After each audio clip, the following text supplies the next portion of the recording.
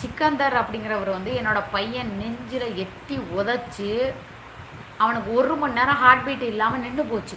பொண்டாட்டியோட வப்பாட்டிக்கு பாசம் அதிகம். 8 புள்ள கலைச்சிருக்கேங்க. 8 புள்ள. என்னென்ன சொல்றோம் பாருங்க. கம்பி கட்டுற கதையெல்லாம் எடுத்து போடுறாங்க.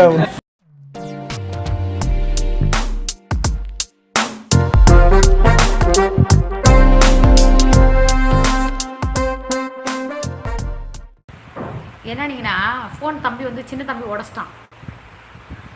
அவனை அவ்வளோ வட்டி அடிச்சு.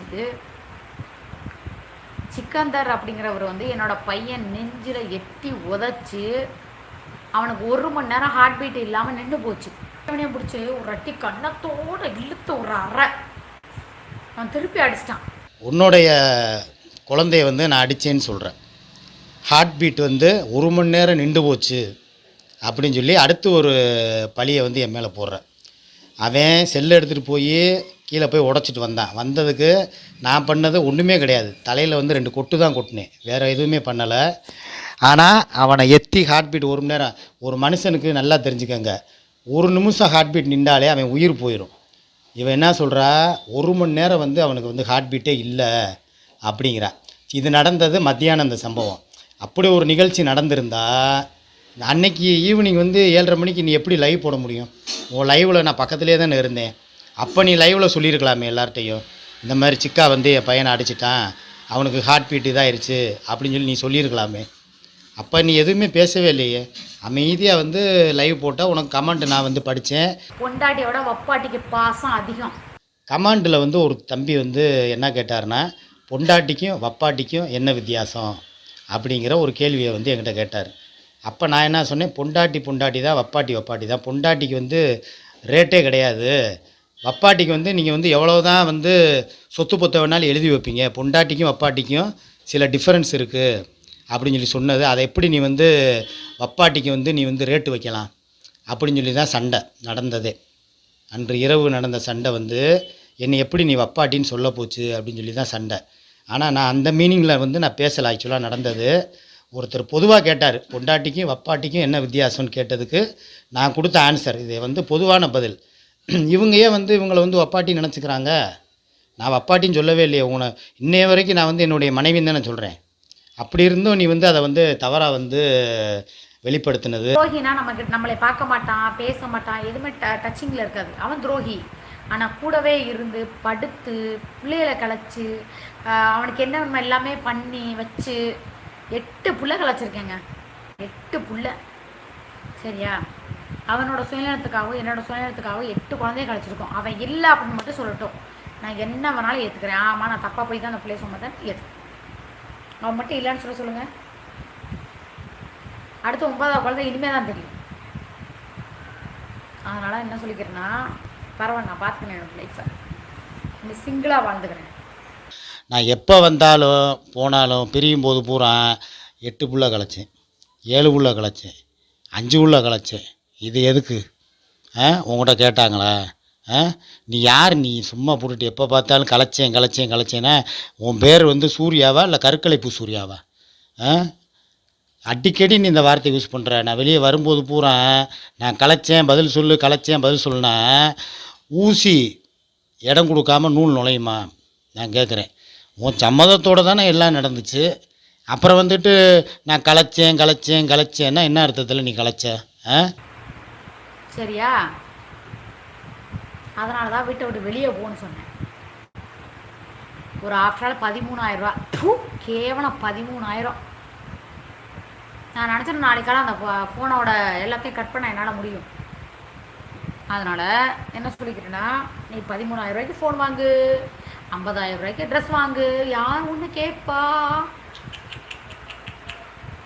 ஒரே ஒரு விஷயம் மட்டும் நான் மென்ஷன் பண்ண விரும்பிக்கிறேன். ஏன்னா மனசு வந்து ரொம்ப கஷ்டமாக இருக்கேன். என்ன அப்படி பேசியிருக்காங்க, ஏன் தப்பாக நினைக்காதீங்க. 10 நிமிஷம் ஒருத்தண்ட போனால் கூட அது 10 நிமிஷம் வலி. ஆனால் வாழ்க்கையில் துணை இல்லை, ஆம்பளை இல்லை, நமக்கு பாதுகாப்பு இல்லைன்னு சொல்லி எவனையாவது வீட்டுக்குள்ளே ஏற்றுனீங்கன்னு வச்சுக்கோங்க, அந்த அனுபவிக்கிற 10 நிமிஷம் வலி எல்லாமே லைஃப்லாம் உங்களுக்கு கொடுமையாக அமையும். அப்படி தான் 2 வருஷம் நான் வாழ்ந்தேன். அந்த 2 வருஷம் வாழ்ந்த வாழ்க்கையை இப்போ 2 நாளாக நான் அனுபவிச்சிட்டேன். சரியா? அதனால் என்ன சொன்னா, தப்பு பண்ண போகிறீங்களா போங்க, ஆனால் எவனையும் கூட வச்சுக்காதீங்க. நான் உன்னை நல்லா வாழ வைக்கிறேன், திருத்தி வாழ வைக்கிறேன், உனக்கு அதை பண்ணுறேன் இதை பண்ண சொன்னால் தயவு செஞ்சு பெண்மணிகளே யாரையும் நம்பாதீங்க. ஒரு ஃபெமிலியர் எனக்கே ஏற்பட்ட ஒரு கதை உங்கள் யாருக்கும் வேண்டாம். சிங்கிளாக வாழுங்க, கெத்தாக வாழுங்க, தப்பே பண்ணுங்க, சரியா? ஆனால் எவனையும் நம்பி வீட்டுக்குள்ளே வந்து ஏற்றுக்காதீங்க. நீங்கள் அவசாரி போய் அவன் பொண்டாட்டி பிள்ளைக்கு எல்லாம் வாழ வைக்கிறீங்க பார்த்தீங்களா, பண்ணவே பண்ணாதீங்க. உங்களை அவன் அவசாரியாக தான் நினப்பான், தேவடியாக தான் நினப்பான், ஆனால் அவன் பொண்டாட்டி பிள்ளையே வாழ வைப்பான். புருஷனா பொண்டாட்டிக்கிட்ட, சாரி ஐ மீன் பப்பாட்டிக்கிட்ட சொல்லியிருக்க. ஒரே ஒரு விஷயம் சொல்லிக்கவா, இதனால் எந்த பிரச்சனை வந்தாலும் சந்திக்க தயாராக இருக்கேன். பொண்டாட்டியை விட பப்பாட்டியாக வாழ்கிறவளுக்கு பாசம் அதிகம். ஏன் தெரியுமா?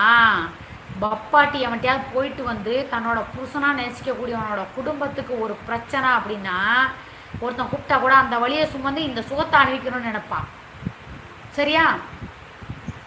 அதை விட கேவலமாக நீ நடந்திருக்க.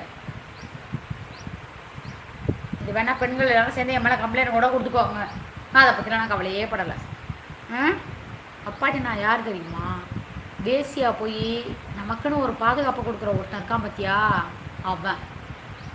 அவன் குடும்பத்துக்காக கஷ்டப்பட்டு ஆயிரக்கணக்கா லட்சக்கணக்கா அவன் ஆசைப்பட்ட பைக்கு, அவன் ஆசைப்பட்ட காரு, அவன் ஆசைப்பட்ட ட்ரெஸ்ஸு, அவன் ஆசைப்பட்ட அவன் என்னோட குழந்தைங்களுக்கு வாங்கக்கூடிய விளையாட்டு ஜாமான்,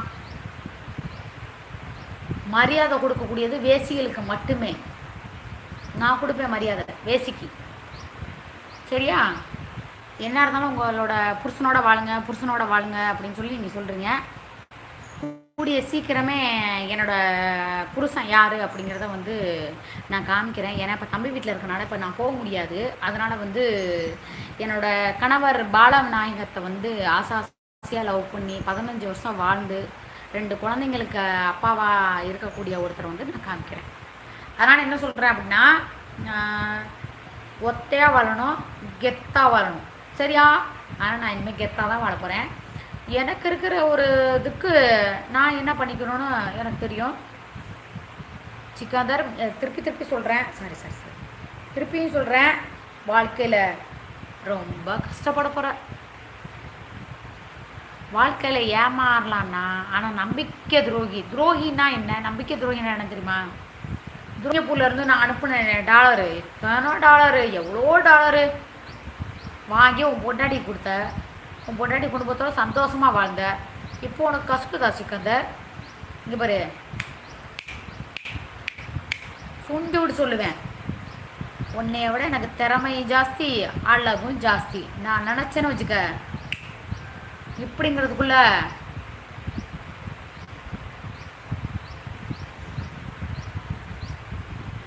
ஆனால் ஒரு நேரம் நீ என்ன நினச்ச அழுவ, கண்டிப்பாக நீ அழுவ, சரியா? நான் 2 வாரத்துக்குள்ளே உனக்கு என்னென்ன வரும், என்னென்ன பண்ணுவேன் நீ பார்த்துக்கோ, சரியா? பத்தினி சாபம் பழிக்காதடா, ஆனால் அவசாரியோட சாபம் பழிக்கும்.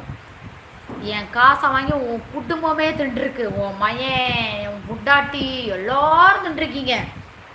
கண்டிப்பாக நான் கும்பிட்ற பாதகற்பறான் இருக்கிறது உண்மையாக இருந்தால் உன்னை கேட்கும். தம்பிங்க நல்லா இருக்கானுங்க, அந்த வெளியே தான் இருக்கானுங்க. கண்டிப்பாக பார்த்துக்கிறேன். என் பிள்ளைக்காக என்னோடய சுதந்திரத்தையே நான் வேணாம் தூக்கி வீசிட்டேன். என் பிள்ளைகளை அடிக்கிறதுக்கு எந்த நாய்க்கு உரிமை இல்லை, அவனுக்கு அவங்க அப்பனு கூட அது வந்து உரிமை இல்லை. ஐ மீன் ஒரு பணத்துக்கு காமத்துக்கு பழக வந்த நாய் நீ என் பிள்ளைய அடிக்க அதிகாரம் இல்லை. என் பிள்ளைய நீ வந்து நெஞ்சில் எட்டி மிதிக்கிறேன், அவ்வளோ அடிக்கிறேன், மாடு மாதிரி அவனை போட்டு சின்னவனை போட்டு அடிக்கிறேன், தூக்கி உள்ளே வச்சிருவேன் குடும்பத்தோட, சரியா? செத்துருவனி. யார் புள்ளைய அடித்த? என் பிள்ளையவா? அவங்க அப்பா என்ன அவனுக்கு கொளுத்தி போடுவேன் நினச்சிக்க. பெத்தான் பற்றி அவங்க அப்பன் ஆசாசியாக லவ் பண்ண பொண்டாட்டி. இல்லை பசங்களை அடிக்கிற அளவுக்கு என்ன நடந்துச்சுன்னு கேட்குறீங்க. சின்ன தம்பி கோகுல் இருக்கான்ல, அவன் கொஞ்சம் சேட்டை பிடிச்சவன், அது இங்கே எல்லாருக்குமே தெரியும். ஐ மீன் அவங்க அப்பாவுக்கே தெரியும். ஏன்னா அவன் புனர்பூசம் நட்சத்திரத்தில் பிறந்தவன். அதாவது கோகுல் கிருஷ்ணன் மாதிரி சேட்டை பண்ணுறவன். தம்பி சின்ன தம்பி எடுத்துகிட்டு போய் கீழே போட்டுட்டான், உடஞ்சிருச்சு.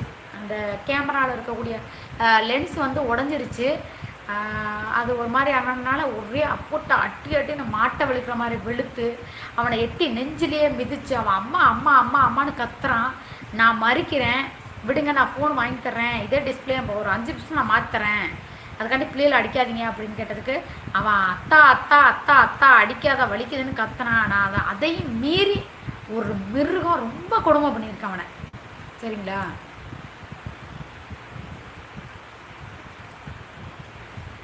அதனால் வந்து என் பிள்ளைகளை மீறி வந்து இந்த காமம் இந்த காதல் எதுவுமே தேவையில்லைன்னு நினைக்கிறேன். அவங்க அப்பாவுக்கு மட்டும் அவங்க அப்பா இது பார்த்துச்சு, அவங்க அப்பா மட்டும் இதை கேட்டுச்சுன்னா சத்தியமாக சொல்கிறேன் என்ன நடக்குன்னு எனக்கு தெரியாது. ஏன்னா அவங்க அப்பா சின்னவன் மேலே ரொம்ப உயிரை வச்சுருக்காரு, கொலையே பண்ணிடுவார். என்னையவே அடித்தவன் நடு ரோட்டில் விட்டு பிள்ளைங்களோட உனக்கு என்னடி அடுத்தவனோட சுகம் கேட்குதுன்னு சொல்லி என்னையவே என் புருஷன் அடித்தவன் நடு ரோட்டில் விட்டு. சரிங்களா? அதனால் தெரியல, யாரை காமிச்சாலும் என்ன வேணாலும் நடக்கலாம்.